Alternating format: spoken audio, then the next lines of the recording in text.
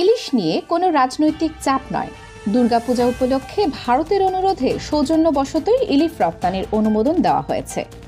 এ তথ্য জানিয়েছেন মৎস্য ও প্রাণী সম্পদ মন্ত্রণালয়ের উপদেষ্টা ফরিদা আখতার। সোমবার দুপুরে কুড়িগ্রাম জেলা প্রশাসক কার্যালয়ের সম্মেলন কক্ষে জেলা মৎস্য ও প্রাণী সম্পদ বিভাগ, নারী, কৃষক, এনজিও প্রতিনিধিদের নিয়ে এক বিশেষ আলোচনা সভা শেষে তিনি সাংবাদিকদের প্রশ্নের জবাবে বলেন, এবছর দুর্গাপূজার আগে ভারতে 1200 মেট্রিক টন ইলিশ পাঠানো হবে, যা গত বছর তুলনায় অর্ধেকেরও কম। ফরিদা আখতার আরও জানান, শুধু ভারত নয়, প্রবাসী বাঙালিদের দাবির পরিপ্রেক্ষিতে সৌদি আরব সহ মধ্যপ্রাচ্যের দেশগুলোতেও 11,000 মেট্রিক টন ইলিশ রফতানির অনুমোদন দেওয়া হয়েছে। ফলে বিদেশে থাকা বাংলাদেশিরা উৎসবের মৌসুমে স্বাদ পাবেন প্রিয় জাতীয় মাছের।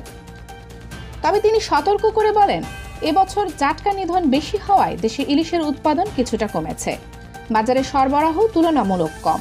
তাই দেশের সাধারণ মানুষকে স্বস্তি দিতে এই মাসে বিভিন্ন জেলায় সাশ্রয়ী মূল্যে ইলিশ বিক্রির বিশেষ উদ্যোগ নেওয়া হবে। শুধু মাছ নয়, গবাদি পশু নিয়েও গুরুত্বপূর্ণ ঘোষণা দেন তিনি। উপদেষ্টা জানান, সিরাজগঞ্জ, পাবনা, মানিকগঞ্জ সহ 4টি জেলায় গবাদি পশুকে এলএসডি রোগমুক্ত করতে শতভাগ ভ্যাকসিনেশন কার্যক্রম সম্পন্ন করা হবে।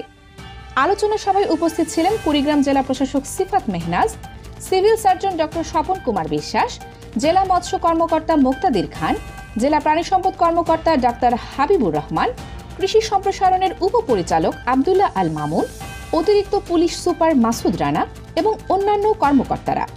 এবার প্রশ্ন থেকে যায়, ইলিশ কম উৎপাদন হলেও বিদেশে পাঠানো কি ঠিক? সরকারের দাবি, এটি কূটনৈতিক সম্পর্ক ও প্রবাসীদের চাহিদার বিষয়, আর দেশের বাজার নিয়ন্ত্রণে সাশ্রয়ী ইলিশ বিক্রির পরিকল্পনা চলছে। এখন দেখার বিষয়, এ উদ্যোগে সাধারণ মানুষ কতটা স্বস্তি পায়।